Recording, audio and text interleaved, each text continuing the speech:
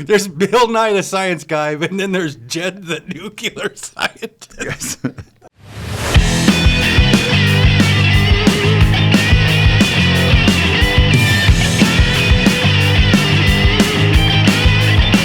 Welcome back to another Unscripted. I'm Brad Oldhouse. That's Matthew back there on the ones and twos. And obviously we're here today with the nuclear physicist. Actually, engineer. Nuclear engineer, Jed Snyder, PhD. Good morning, Doc. How are you? Fabulous. How are you? I'm absolutely great. You're going to see something pop up here for reference, and Matthew's going to throw that thing up on the screen for you. But apparently, over the weekend, Jed, did you get some sort of degree? You went from an options trader, you were a nuclear power plant engineer. Huh? Well, let's first give it some context, right? Like, let's not just go right into the fact that fucking I got that shit on the University of Phoenix speed dial. But like, so obviously with the Rich Summers report thing coming out and everything, and obviously it's banging, like it's hitting pretty good. I mean, as long as people are entertained and get something out of it, cool. But one thing about those bigger podcasts and guys that have a lot of volume and turn over a lot of people like that, there's confusions that get in there, right? Little blips and bleeps, and it's no one's fault. Like it said, it just happens, but it makes for pretty funny, pretty funny. I don't even know how to say it, Brad. Would you say like funny, like corrections that need to be made, or like this is one I would file under ironic. We may have different terms for Jed Snyder over the years, but nuclear engineer has never come out of your actual mouth. I can't even fucking spell engineer. That's the best part about this shit. I can't even spell. I saw the clip and I'm like, nuclear what? I'm like, no, you gotta be shitting me. Like, there's Bill Nye the Science Guy, and then there's Jed the Nuclear Scientist. Yes. So I mean, obviously with our crew and everybody like that, like I'm gonna just get loaded on this. Like I'm gonna get fucking crushed, and that's fair. Like I said, you put yourself out there. Sometimes you get kicked in the dick, but to put everything in perspective, we're going to bust out some science right now. Let's do it, baby. And then I'm going to show everybody that I am not a nuclear engineer. Yeah. Walk me through the equation here. Let's do this. So Brad and I came up with something to where as a fact, and he just helped me on spelling, really is all he did. So this is my extent of nuclear shit. As we put it, nuclear stuff. Okay? I'm pretty sure pi. We start with pi, which I have no idea except like what it does to nuclear engineering, but I'm sure it's in there. But I know it's strawberry, cherry, and apple. Okay, that's about it. The atom. I know a dude named Adam. Don't know if it's spelled the same way or not. No idea. Okay? And then everybody should know Einstein's theory of relativity, right? Like, I mean, that's just easy, right? Like, that's all that is. That's about it. Okay? You add all that shit together, you get some Nagasaki kind of shit, I think. So with that being in perspective, that is my science breakdown as far as anything nuclear. Okay? So we just want to put that in. So come on back, Brad. I think we've broke down like I am legitimately. Yes.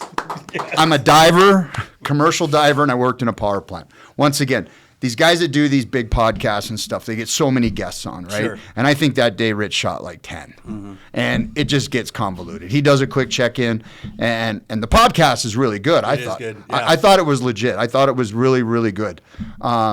Just that one little catch was like, as soon as we both watched it or saw it, I was like, oh, fuck. I saw that look on your face as soon as you had your pants over to you, and you're like, what?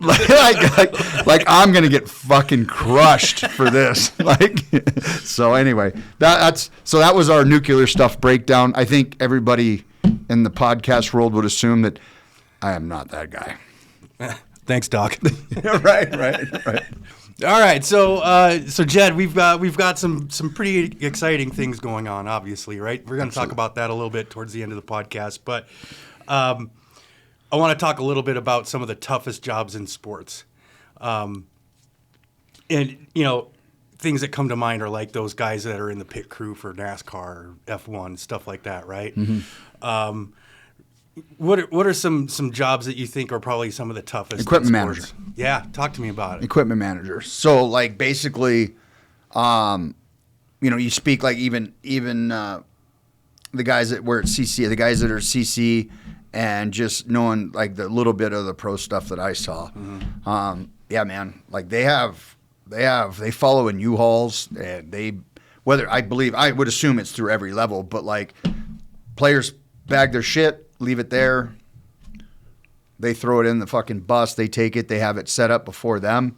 While all the players go to the hotel, the equipment guys are setting gear up, setting train tables up. Like, I think that would probably be one of the most stressful and hardest jobs, because they also have to maintain equipment. They have to do all that shit as well. That's a good point. And even further than that, they've got to be very specific and conscious about what each player requires of their specific equipment, right?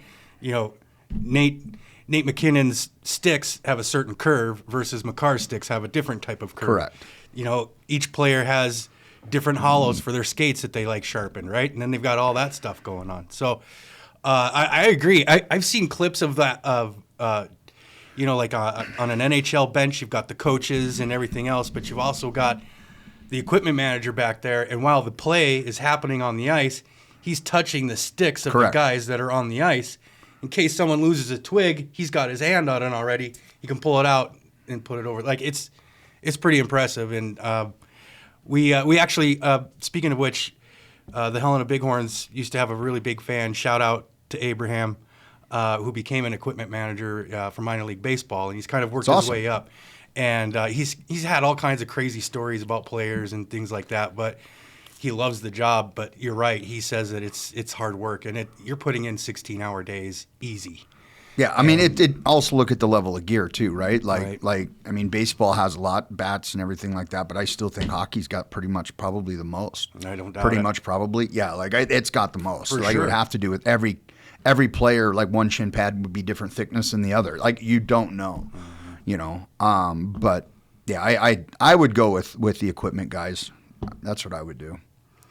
Pit crew, I'd probably follow in right there. That's pretty brutal. I guess it would depend on where you're at, right? Sure. Because like if you're doing NASCAR, it's one way, and they're all different, right? But like they're all it's the same job, but I think each race is different. So like F1 probably be way different than a NASCAR pit crew. Right. What does that entail? I don't know. You're running the truck series. Do they even do the fucking truck series anymore? I'm not sure. But anyway, they do that, or the next level down. Is that even worse because you've got less people? I have no idea. That's a good point.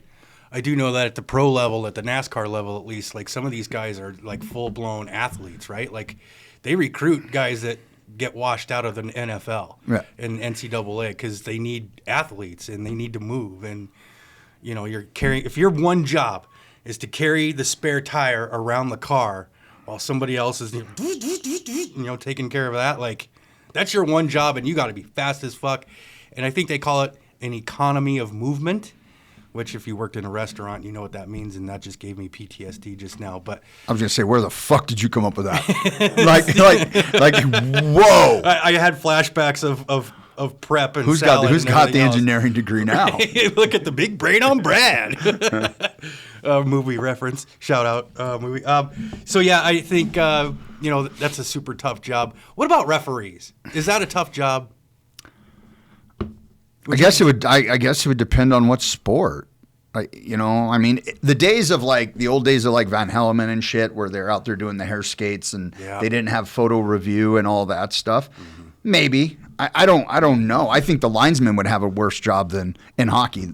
The linesmen have to have the worse job than the refs because the refs ain't going in to break up 2 6'8" meatheads slugging it out. It's true.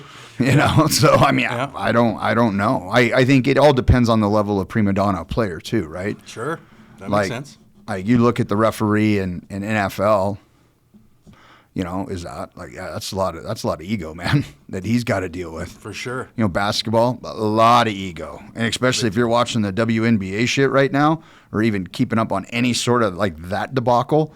Those refs, they got to drink a fifth of vodka night after a game because that is some shit going down there with, all the Sophie what's her name, Sophie Cunningham, and, Okay. and all that, just the fouls and everything that are just going along with all that shit. Like right now, that's probably the hardest job in the NBA or in the in sport would be the WNBA right now when the Indiana Fever come to town, because those refs are literally going, oh fuck, like, It's gonna be a shit show yeah, tonight. right.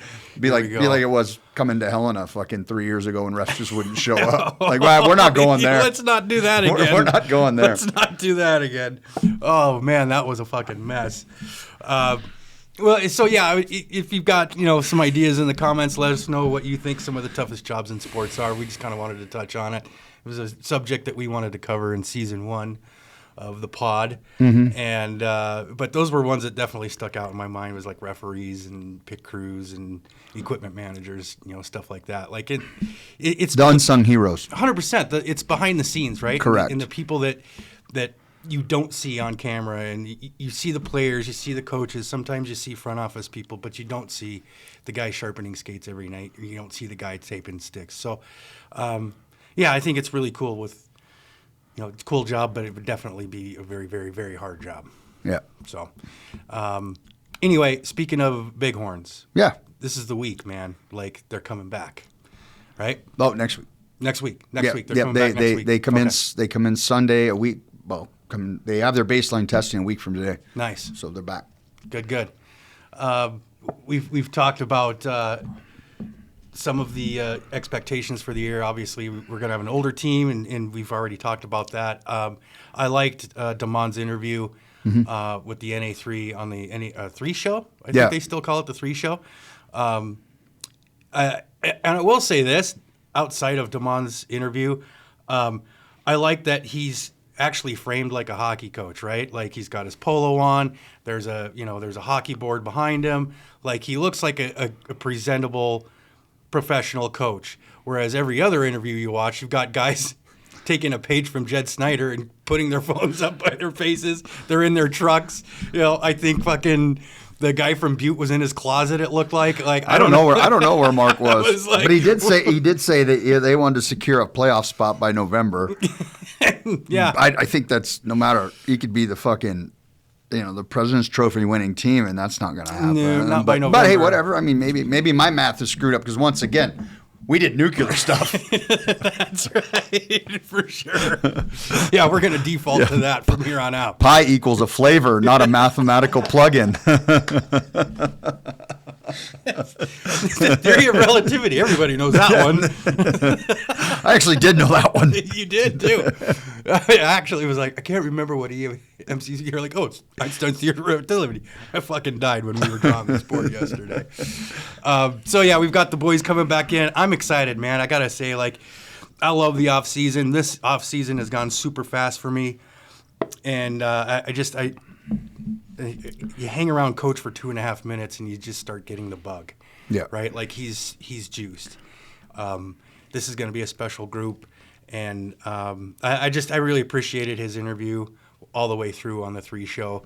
He's very presentable and he's well spoken, obviously. And I think he represented the brand really well. Oh, he does every time. And well, for sure he does. Yeah, that's for sure. In comparison to everybody else that they're interviewing, I was like, it's good to see somebody act like a fucking professional. So yeah, that was one of my takeaways, and I'm fucking excited, man. Like we're gonna call games again this year, and it's exciting. It'll be like, and the thing is one thing that we talked about too is I don't know if we haven't mentioned it yet. We're gonna end technically season 1 of the podcast and then start back up the 25th. Filming again, and then at that point we'll start bringing in guys, and I think that will be getting players' takes on where they're at, getting involved in our conversations, as ridiculous and dumb as they are, but to be able to shine a light on some of our guys and people to really see the humanity of these kids and what this means to them and just having a part of it. So having the group to do this with for season 2 technically is even better for us on the podcast side. The community and the team in general is going to, everyone's happy to have them back. For sure. But to be able to do that for us and provide kind of this platform for them to express who they are and what this means to them is pretty cool as well. Definitely. Yeah, when we discussed that, bringing players on, I'm like, oh, hell yeah, absolutely. And we won't force them to. The guys that want to show up can do it, and we'll have a good time. Yep. And I'm really looking forward to that. I think the hottest part of the summer is over, hopefully. So maybe we're doing better on the facility type of things. So we won't talk about that. All right. So Jed, I would agree. That's nuke stuff. It's nuke stuff. This is nuclear shit. So as Jed just said, we're actually going to take a break. So when Jed and I sat down and talked about doing a podcast, we're like, let's give it 52 weeks, right? Let's give it an episode a week and see what happens. This is episode 30, and I'm like, man, I'm having a blast doing this. I want to keep doing it. And, some clips go viral, great. Some clips don't, but we've got, a loyal fan base that listens to us, and I just have fun doing it. So what we're going to do is we're going to take a week off, and we're going to kind of reset. We'll get a game plan moving forward. As Jed said, we're going to have players on, and I'm sure we'll bring in coach every now and again too. Oh, and then bringing Bob back and too. We got to bring Bob. We're back. bringing back Bob back for season 2 as well. Absolutely. So I heard you. Yeah, Bob's coming back. So, but we're going to take a break, and that's just so that we can kind of reset things a little bit and kind of get a little bit of charge in us. That first week when the boys get here is fucking crazy. Yeah. We've got all kinds of things going on all at once and all weekend. It's just kind of like, well, let's give it a break. We'll come back for season 2. And I'm super excited, man. Yeah, we'll be changing. Are we going to keep the launch date the same? I can't remember. We were going to do that, but we were just going to shorten the time. So I think we're going to film on. I think we're going to try to record on Tuesday still, right? And launch Thursday morning. And then launch Thursday morning. Is that? I can't see Matthew. Yep. No, that's what. Okay, that's it. So we're going to try on Thursdays just to kind of shorten that window a little bit. We want our content to still be relevant by the time it comes out, right? That was kind of one of the things I noticed with season 1 was we talked a lot of great stuff, especially I noticed it during the Stanley Cup playoffs, right? When we talk about a game, but then our stuff comes out 4 days later and it's like, well, shit, that's not even relevant. They've played 2 games since we've talked about it. So it's just an attempt to kind of tighten things up a little bit, keep us a little bit more relevant, but also kind of give us a break and take a breath and plus, we got games coming on the weekends. Yeah. And with youth hockey kicking off and State TV going live again in the rink, that's right. We need to make sure that we've got time for everything. So, boy, howdy, the off season is coming to an end really quick. Isn't it? It is. Yes, so. It went quick. Woo! They're fucking the PhD over here. I'm smart as fuck. Yeah, wicked smart. Wicked smart. Almonds. I can't even handle it. Nuclear stuff. All right, Jed, that was pretty much it, man. I think that was kind of the rundown, right? We kind of wanted to be quick and talk about nuclear shit. And, yeah. Like you said, and it's funny because just one thing. It's like, the experience being on Rich's report was awesome. Sure. It was. So like this is just making light of something more so of the fact that I'm just 100%. It's an honest mistake, and it's just funny that because we know you. 100%. Yes. Correct. We've not generally thought of you as an intellectual. So it's just kind of. I mean, I'm cerebral as fuck, but it has nothing to do with. This is true. It has nothing to do with. This is true. So that shit. Actually, one of my the first time I saw Jed's nerd side was I can't remember. We were on a bus trip 2-3 years ago for the boys. I can't remember if we were going to Gillette or something, but you were riding in the bus, and I just remember. That'd have been the first season. Okay. So I remember he's sitting up in the front seat and he throws his glasses on and he takes out a book and he just starts reading. And I just remember sitting there going, what? What am I looking at? I'm like, what? Well, no, it's called a book, Brad. Yeah, I'm like, I know that's confusing you right now, but it's got pages and shit. It's actually something that people do. Yeah, but you actually read a lot, it turns out. But in that moment, it shocked me because I was like, I never thought of Jed being the guy that just sits and reads books. But correct. Yes. So impressed as I was, I still hadn't quite drawn the conclusion that you were a nuclear physicist or an engineer. Damn it. And I believe it's spelled wrong, too. It might be. SPELT spelled wrong. Correct.